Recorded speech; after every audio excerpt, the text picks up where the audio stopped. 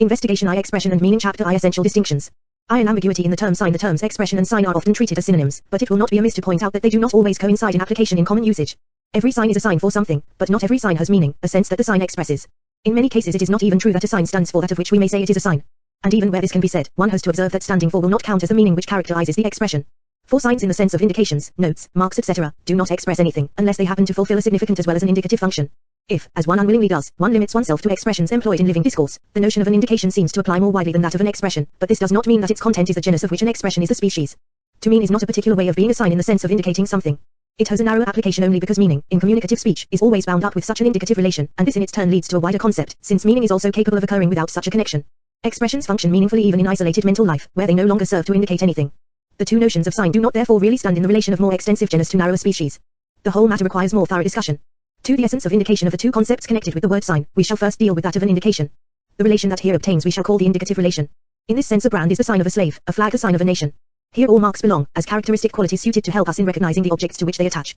But the concept of an indication extends more widely than that of a mark. We say the Martian canals are signs of the existence of intelligent beings on Mars, that fossil vertebrae are signs of the existence of pre-Diluvian animals etc. Signs to aid memory, such as the much-used knot in a handkerchief, memorials etc., also have their place here.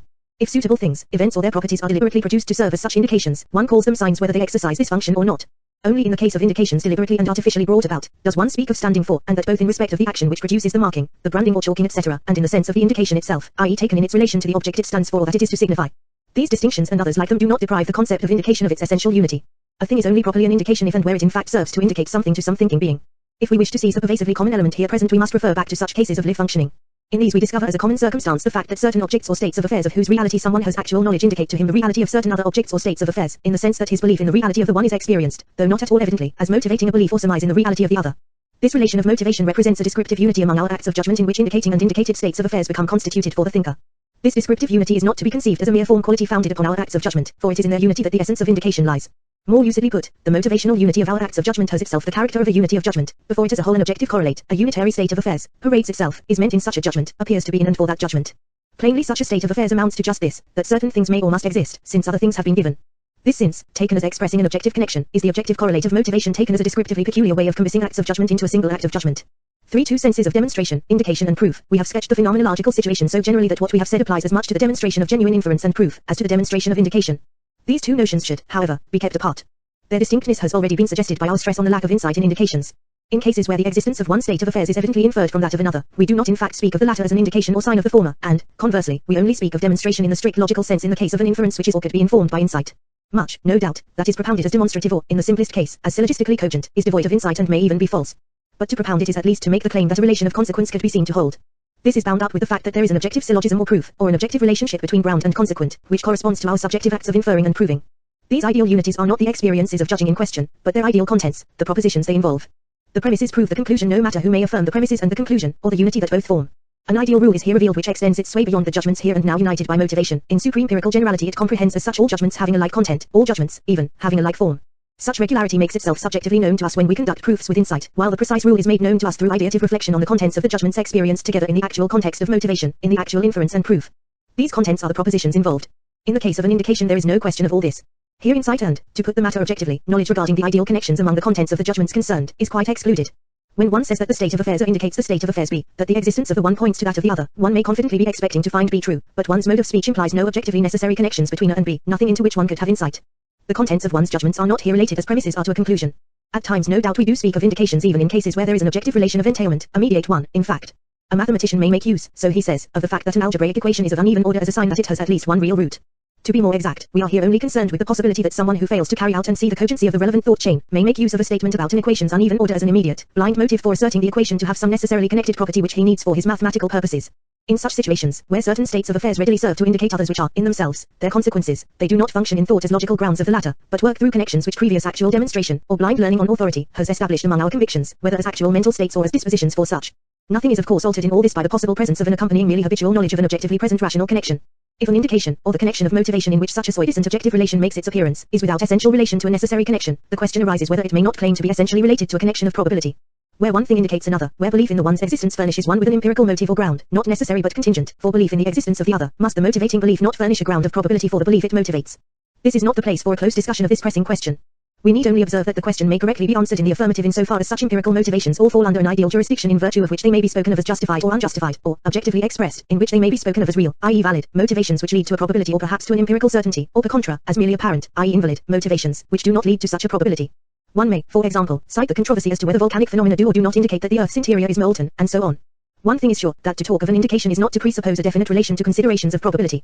Usually such talk relates not to mere surmises but to assured judgments. The ideal jurisdiction to which we have here accorded authority must first demand, therefore, that we should scale down our confident judgments to modest surmises. I shall here observe, further, that we cannot avoid talking about motivation in a general sense which covers strict demonstration as much as empirical indication. Here in fact we have a quite undeniable phenomenological affinity, obvious enough to register itself in ordinary discourse. We commonly speak of reasoning and inference, not merely in the sense of logic, but in a sense connected with empirical indications. This affinity plainly extends more widely, it covers the field of emotional, and, in particular, of volitional phenomena, to which talk of motives was at first alone confined. Here too because has a part to play, covering as wide a linguistic territory as does the most general sense of motivation. I cannot therefore approve of Maynon's censure of Brentano's terminology, which I have here adopted. But I entirely agree with him that in perceiving something as motivated we are not at all perceiving it as caused. For digression on the origin of indication in association, the mental facts in which the notion of indication has its origin, i.e. in which it can be abstractively apprehended, belong to the wider group of facts which fall under the historical rubric of the association of ideas. Under this rubric we do not merely have those facts which concern the accompaniment and reactivation of ideas stated in the laws of association, but the further facts in which association operates creatively, and produces peculiar descriptive characters and forms of unity. 2. Association does not merely restore contents to consciousness, and then leave it to them to combine with the contents there present, as the essence or generic nature of either may necessarily prescribe. It cannot indeed disturb such unified patterns as depend solely on our mental contents, for example the unity of visual contents in the visual field. But it can create additional phenomenological characters and unities which do not have their necessary, law-determined ground in the experienced contents themselves, nor in the generic forms of their abstract aspects. 3. If a summons be into consciousness, we are not merely simultaneously or successively conscious of both A and B, but we usually feel their connection forcing itself upon us, a connection in which the one points to the other and seems to belong to it. To turn mere coexistence into mutual pertinence, or, more precisely, to build cases of the former into intentional unities of things which seem mutually pertinent, is the constant result of associative functioning. All unity of experience, all empirical unity, whether of a thing, an event or of the order and relation of things, becomes a phenomenal unity through the felt mutual belongingness of the sides and parts that can be made to stand out as units in the apparent object before us. That one thing points to another, in definite arrangement and connection, is itself apparent to us. The single item itself, in these various forward and backward references, is no mere experienced content, but an apparent object, or part, property etc., of the same, that appears only in so far as experience, endows contents with a new phenomenological character, so that they no longer count separately, but help to present an object different from themselves. In this field of facts the fact of indication also has its place, in virtue whereof an object or state of affairs not merely recalls another, and so points to it, but also provides evidence for the latter, fosters the presumption that it likewise exists, and makes us immediately feel this in the manner described above. 5. Expressions as meaningful signs. Setting aside of the sense of expression not relevant for our purpose from indicative signs we distinguish meaningful signs, i.e. expressions. We thereby employ the term expression restrictively, we exclude much that ordinary speech would call an expression from its range of application. There are other cases in which we have thus to do violence to usage, where concepts for which only ambiguous terms exist call for a fixed terminology. We shall lay down, for provisional intelligibility, that each instance or part of speech, as also each sign that is essentially of the same sort, shall count as an expression, whether or not such speech is actually uttered, or addressed with communicative intent to any persons or not. Such a definition excludes facial expression and the various gestures which involuntarily accompany speech without communicative intent, or those in which a man's mental states achieve understandable expression for his environment, without the added help of speech. Such utterances are not expressions in the sense in which a case of speech is an expression. They are not phenomenally one with the experiences made manifest in them in the consciousness of the man who manifests them, as is the case with speech. In such manifestations one man communicates nothing to another. Their utterance involves no intent to put certain thoughts on record expressively, whether for the man himself, in his solitary state, or for others. Such expressions, in short, have properly speaking, no meaning. It is not to the point that another person may interpret our involuntary manifestations, for example our expressive movements, and that he may thereby become deeply acquainted with our inner thoughts and emotions. They mean something to him in so far as he interprets them, but even for him they are without meaning in the special sense in which verbal signs have meaning, they only mean in the sense of indicating. In the treatment which follows these distinctions must be raised to complete conceptual clarity. 6 questions as to the phenomenological and intentional distinctions which pertain to expressions. As such it is usual to distinguish two things in regard to every expression. 1. The expression physically regarded, the sensible sign, the articulate sound complex, the written sign on paper etc. 2. A certain sequence of mental states, associatively linked with the expression, which make it be the expression of something. These mental states are generally called the sense or the meaning of the expression, this being taken to be in accord with what these words ordinarily mean. But we shall see this notion to be mistaken, and that a mere distinction between physical signs and sense-giving experiences is by no means enough, and not at all enough for logical purposes. The points here made have long been observed in the special case of names. We distinguish, in the case of each name, between what it shows forth, i.e. mental states, and what it means. And again between what it means, the sense or content of its naming presentation, and what it names, the object of that presentation. We shall need similar distinctions in the case of all expression, and shall have to explore their nature precisely.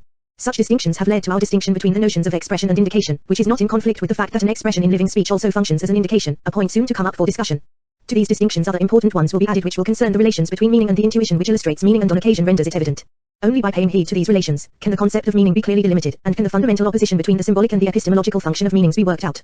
7 expressions as they function in communication. Expressions were originally framed to fulfill a communicative function. Let us, accordingly, first study expressions in this function, so that we may be able to work out their essential logical distinctions. The articulate sound complex, the written sign etc., first becomes a spoken word or communicative bit of speech when a speaker produces it with the intention of expressing himself about something through its means. He must endow it with a sense in certain acts of mind, a sense he desires to share with his auditors. Such sharing becomes a possibility if the auditor also understands the speaker's intention. He does this inasmuch as he takes the speaker to be a person, who is not merely uttering sounds but speaking to him, who is accompanying those sounds with certain sense-giving acts, which the sounds reveal to the hearer, or whose sense they seek to communicate to him. What first makes mental commerce possible, and turns connected speech into discourse, lies in the correlation among the corresponding physical and mental experiences of communicating persons which is affected by the physical side of speech. Speaking and hearing, intimation of mental states through speaking and reception thereof in hearing, are mutually correlated. If one surveys these interconnections, one sees at once that all expressions in communicative speech function as indications. They serve the hearer as signs of the thoughts of the speaker, i.e. of his sense-giving inner experiences, as well as of the other inner experiences which are part of his communicative intention. This function of verbal expressions we shall call their intimating function. The content of such intimation consists in the inner experiences intimated. The sense of the predicate intimated can be understood more narrowly or more widely.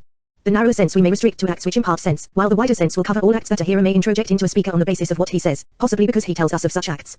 If, for example, we state a wish, our judgment concerning that wish is what we intimate in the narrower sense of the word, whereas the wish itself is intimated in the wider sense.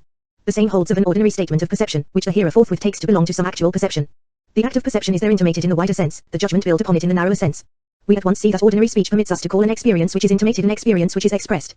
To understand an intimation is not to have conceptual knowledge of it, not to judge in the sense of asserting anything about it. It consists simply in the fact that the hearer intuitively takes the speaker to be a person who is expressing this or that, or as we certainly can say, perceives him as such. When I listen to someone, I perceive him as a speaker, I hear him recounting, demonstrating, doubting, wishing etc. The hearer perceives the intimation in the same sense in which he perceives the intimating person even though the mental phenomena which make him a person cannot fall, for what they are, in the intuitive grasp of another. Common speech credits us with percepts even of other people's inner experiences, we see their anger, their pain etc. Such talk is quite correct, as long as, for example, we allow outward bodily things likewise to count as perceived, and as long as, in general, the notion of perception is not restricted to the adequate, the strictly intuitive percept. If the essential mark of perception lies in the intuitive persuasion that a thing or event is itself before us for our grasping, such a persuasion is possible, and in the main mass of cases actual, without verbalized, conceptual apprehension, then the receipt of such an intimation is the mere perceiving of it. The essential distinction just touched on is of course present here. The hearer perceives the speaker as manifesting certain inner experiences, and to that extent he also perceives these experiences themselves. He does not, however, himself experience them, he has not an inner but an outer percept of them. Here we have the big difference between the real grasp of what is inadequate intuition, and the putative grasp of what is on a basis of inadequate, though intuitive, presentation. In the former case we have to do with an experienced, in the latter case with a presumed being, to which no truth corresponds at all. Mutual understanding demands a certain correlation among the mental acts mutually unfolded in intimation and in the receipt of such intimation, but not at all their exact resemblance. 8 expressions in solitary life. So far we have considered expressions as used in communication, which last depends essentially on the fact that they operate indicatively. But expressions also play a great part in uncommunicated, interior mental life. This change in function plainly has nothing to do with whatever makes an expression an expression. Expressions continue to have meanings as they had before, and the same meanings as in dialogue. A word only ceases to be a word when our interest stops at its sensory contour, when it becomes a mere sound pattern. But when we live in the understanding of a word, it expresses something and the same thing, whether we address it to anyone or not. It seems clear, therefore, that an expression's meaning, and whatever else pertains to it essentially, cannot coincide with its feats of intimation. Or shall we say that, even in solitary mental life, one still uses expressions to intimate something, though not to a second person? Shall one say that in soliloquy one speaks to oneself, and employs words as signs, i.e. as indications, of one's own inner experiences? I cannot think such a view acceptable. Words function as signs here as they do everywhere else, everywhere they can be said to point to something. But if we reflect on the relation of expression to meaning, and to this end break up our complex, intimately unified experience of the sense-filled expression, into the two factors of word and sense, the word comes before us as intrinsically indifferent, whereas the sense seems the thing aimed at by the verbal sign and meant by its means. The expression seems to direct interest away from itself towards its sense, and to point to the latter. But this pointing is not an indication in the sense previously discussed. The existence of the sign neither motivates the existence of the meaning, nor, properly expressed, our belief in the meaning's existence. What we are to use as an indication, must be perceived by us as existent. This holds also of expressions used in communication, but not for expressions used in soliloquy, where we are in general content with imagined rather than with actual words. In imagination a spoken or printed word floats before us, though in reality it has no existence.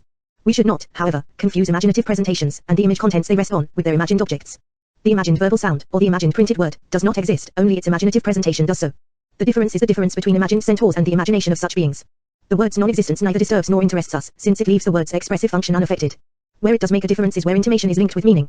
Here thought must not be merely expressed as meaning, but must be communicated and intimated. We can only do the latter where we actually speak and hear. One of course speaks, in a certain sense, even in soliloquy, and it is certainly possible to think of oneself as speaking, and even as speaking to oneself, as, for example, when someone says to himself, "You have gone wrong, you can't go on like that." But in the genuine sense of communication, there is no speech in such cases, nor does one tell oneself anything, one merely conceives of oneself as speaking and communicating. In a monologue words can perform no function of indicating the existence of mental acts, since such indication would there be quite purposeless.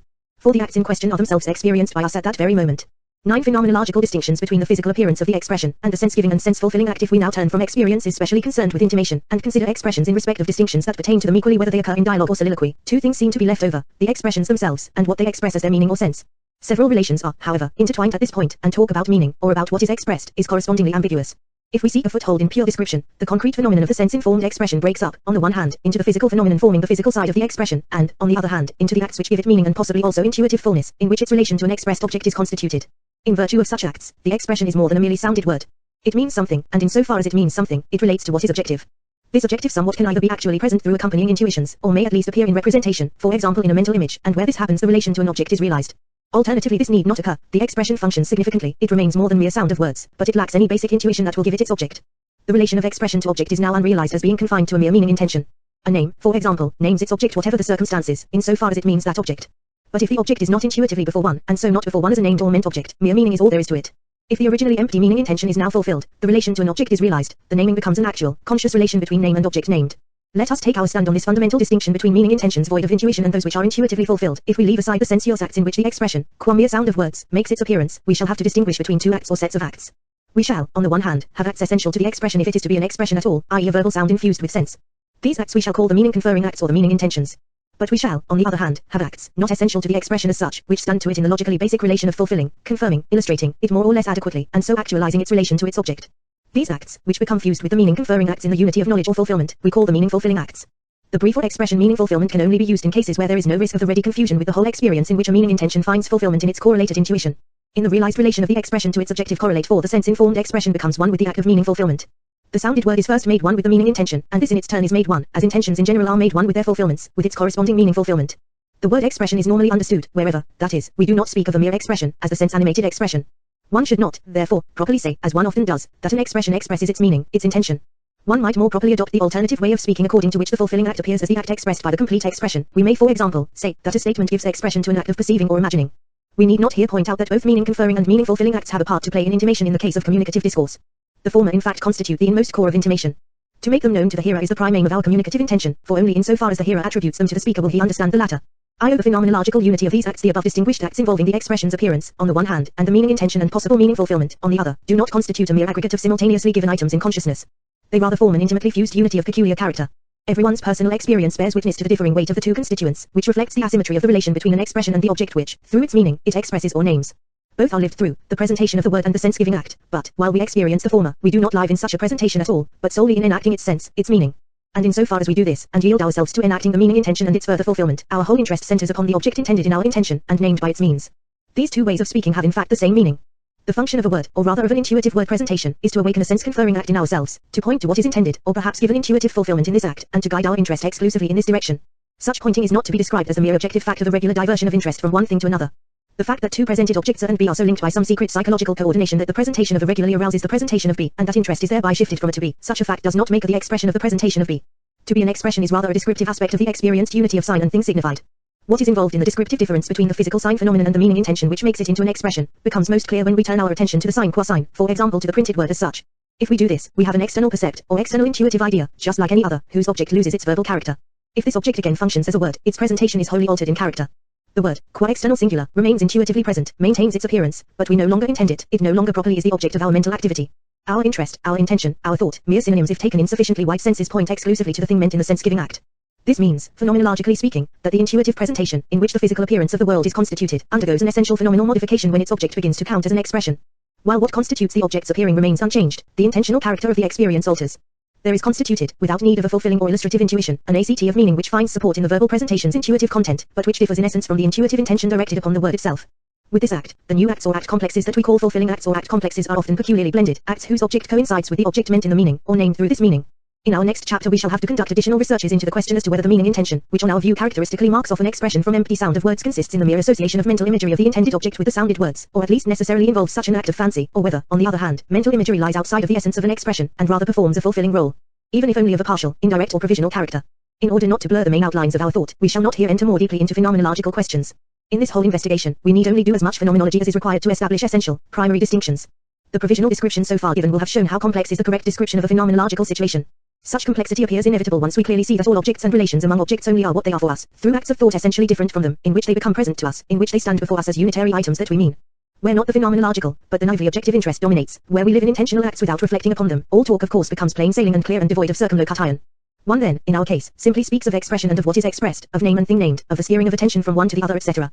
But where the phenomenological interest dominates, we endure the hardship of having to describe phenomenological relationships which we may have experienced on countless occasions, but of which we were not normally conscious as objects, and we have also to do our describing with expressions framed to deal with objects whose appearance lies in the sphere of our normal interests. 11. The ideal distinctions between expression and meaning. As ideal unities, we have so far considered the well-understood expression as a concrete experience. Instead of considering its two types of factor, the expression's appearance and the sense-conferring or sense-fulfilling experience, we wish to consider what is, in a certain fashion, given in these, the expression itself, its sense and its objective correlate. We turn therefore from the real relation of acts to the ideal relation of their objects or contents. A subjective treatment yields to one that is objective. The ideality of the relationship between expression and meaning is at once plain in regard to both its sides, inasmuch as, when we ask for the meaning of an expression, for example quadratic remainder, we are naturally not referring to the sound pattern uttered here and now, hide nunc, the vanishing noise that can never occur identically, we mean the expression in specie. Quadratic remainder is the same expression by whomsoever uttered. The same holds of talk about the expression's meaning, which naturally does not refer to some meaning conferring experience. Every example shows that an essential distinction must here be drawn. If I sincerely say, we shall always presume sincerity, the three perpendiculars of a triangle intersect in a point, this is of course based on the fact that I judge so. If someone hears me and understands my assertion, he likewise knows this fact, he perceives me as someone who judges thus. But is the judging here intimated the meaning of my assertion, is it what my assertion asserts, and in that sense expresses? Plainly not. It would hardly occur to anyone, if asked as to the sense or meaning of my assertion, to revert to my judgment as an inner experience. Everyone would rather reply by saying, what this assertion asserts is the same whoever may assert it, and on whatever occasion or in whatever circumstances he may assert it, and what it asserts is precisely this, that the three perpendiculars of a triangle intersect in a point, no more and no less. One therefore repeats what is in essence the same assertion, and one repeats it because it is the one, uniquely adequate way of expressing the same thing, i.e. its meaning. In this self-same meaning, of whose identity we are conscious whenever we repeat the statement, nothing at all about judging or about one who judges is discoverable. We thought we were sure that a state of affairs held or obtained objectively, and what we were sure of we expressed by way of a declarative sentence. The state of affairs is what it is whether we assert that it obtains or not. It is intrinsically an item, a unity, which is capable of so obtaining or holding. But such an obtaining is what appeared before us, and we set it forth as it appeared before us, we said so the matter is. Naturally we could not have done this, we could not have made the assertion, if the matter had not so appeared before us, if, in other words, we had not so judged.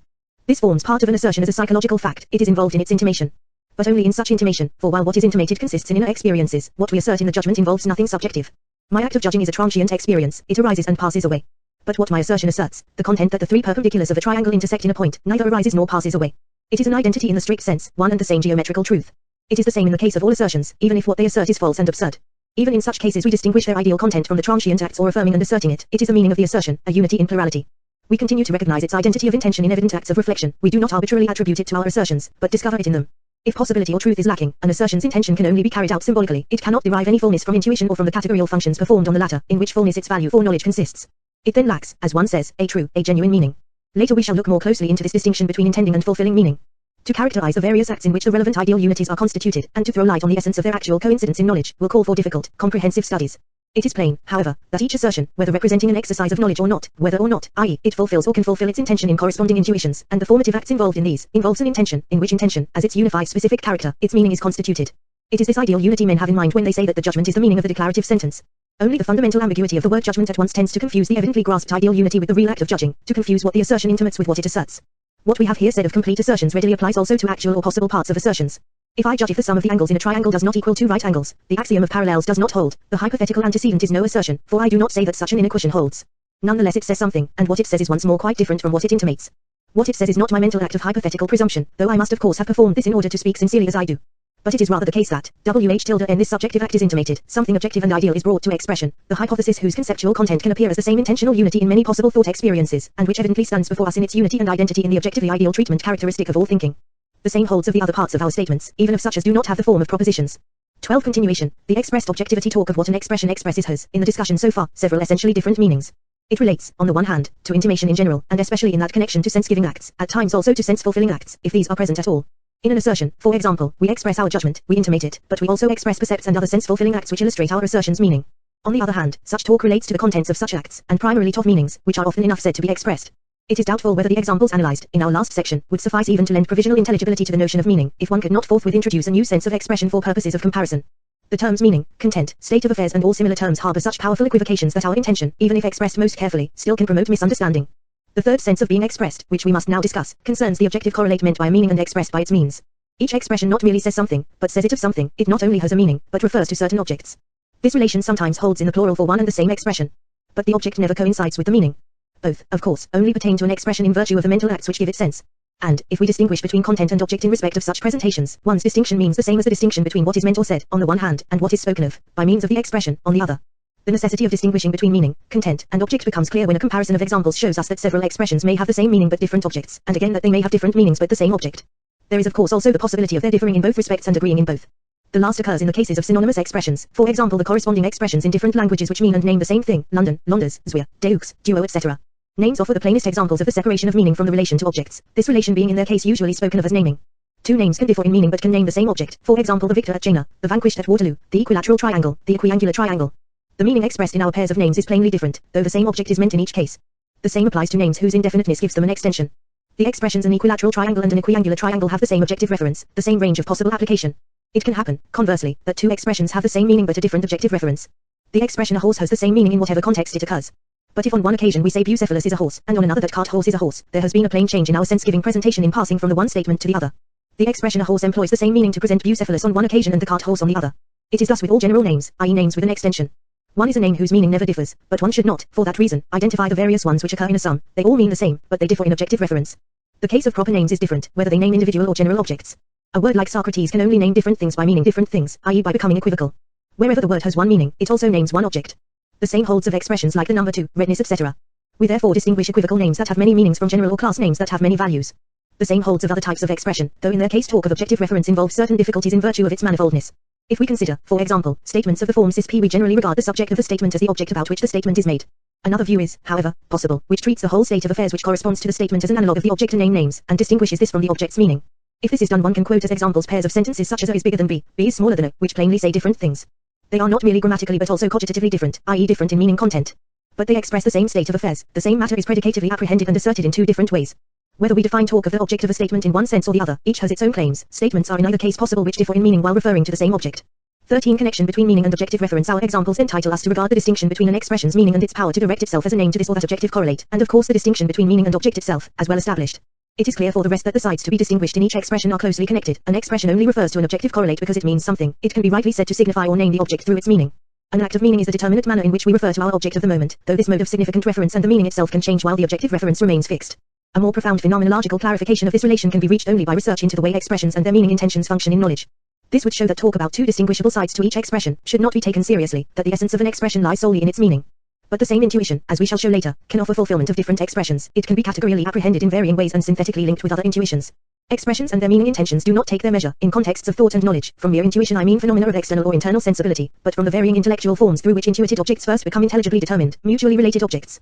And so expressions, even when they function outside of knowledge, must, as symbolic intentions, point to categorially formed unities. Different meanings may therefore pertain to the same intuitions regarded in differing categorial fashion, and may therefore also pertain to the same object. But where a whole range of objects corresponds to a single meaning, this meaning's own essence must be indeterminate, it must permit a sphere of possible fulfillment. These indications may suffice for the moment. They must guard in advance against the error of seriously thinking that sense-giving acts have two distinct sides, one which gives them their meaning, while the other gives them their determinate direction to objects. 514 Content as object, content as fulfilling sense and content as sense or meaning. Simpliciter relational talk of intimation, meaning and object belongs essentially to every expression. Every expression intimates something, means something and names or otherwise designates something. In each case, talk of expression is equivocal. As said above, relation to an actually given objective correlate, which fulfills the meaning intention, is not essential to an expression. If this last important case is also taken into consideration, we note that there are two things that can be said to be expressed in the realized relation to the object. We have, on the one hand, the object itself, and the object as meant in this or that manner. On the other hand, and more properly, we have the object's ideal correlate in the acts of meaning fulfillment which constitute it, the fulfilling sense. Wherever the meaning intention is fulfilled in a corresponding intuition, i.e. wherever the expression actually serves to name a given object, there the object is constituted as one given in certain acts, and, to the extent that our expression really measures up to the intuitive data, as given in the same manner in which the expression means it. In this unity of coincidence between meaning and meaning fulfillment, the essence of the meaning fulfillment corresponds with, and is correlative, to the essence of meaning. The essence of the meaning fulfillment is the fulfilling sense of the expression, or, as one may also call it, the sense expressed by the expression. One says, for example, that a statement of perception expresses a perception, but also that it expresses the content of a perception. We distinguish, in a perceptual statement, as in every statement, between content and object. By the content we understand the self-identical meaning that the hearer can grasp even if he is not a percipient.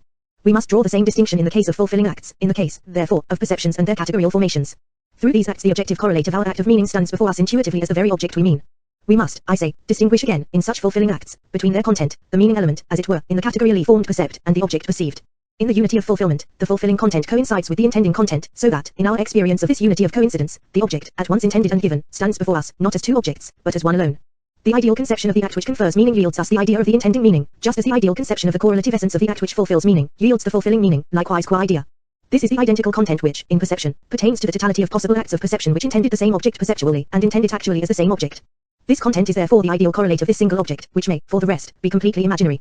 The manifold ambiguities in talk about what an expression expresses, or about an expressed content, may therefore be so ordered that one distinguishes between a content in a subjective, and a content in an objective sense. In the latter respect we must distinguish between the content as intending sense, or as sense, meaning simpliciter, the content as fulfilling sense, and the content as object. 15. The equivocations in talk of meaning and meaninglessness. Connected with these distinctions, the application of the terms meaning and sense, not merely to the content of the meaning intention inseparable from the expression, but also to the content of the meaning fulfillment, engenders a most unwelcome ambiguity. It is clear from previous indications, where we dealt with the fact of fulfillment, that the acts on either side, in which intending and fulfilling sense are constituted, need not be the same. What tempts us to transfer the same terms from intention to fulfillment is the peculiar way in which the unity of fulfillment is a unity of identification or coincidence. The equivocation which one hoped a modifying adjective might render innocuous can scarcely be avoided. We shall continue, of course, to understand by meaning simpliciter the meaning which, as the identical element in our intention, is essential to the expressions as such. Meaning is further used by us as synonymous with sense. It is agreeable to have parallel, interchangeable terms in the case of this concept, particularly since the sense of the term meaning is itself to be investigated. A further consideration is our ingrained tendency to use the two words as synonymous, a circumstance which makes it seem rather a dubious step if their meanings are differentiated, and if, as Giffrich has proposed, 6 we use one for meaning in our sense, and the other for the objects expressed. To this we may add that both terms are exposed to the same equivocations, which we distinguished above in connection with the term expression, and to many more besides, and that this is so both in scientific and in ordinary speech. Logical clarity is much impaired by the manner in which the sense or meaning of an expression is, often in the same thought sequence, now looked upon as the acts intimated by it, now as its ideal sense, now as the objective correlate that it expresses. Since fixed terminological landmarks are lacking, the concepts themselves run confusedly into one another. Fundamental confusions arise from these facts. General and equivocal names are, for example, repeatedly lumped together, since both can be predicatively referred to a plurality of objects. Lacking fixed concepts, men did not know how to distinguish the multiple senses of the equivocal names from the multiple values of the general ones.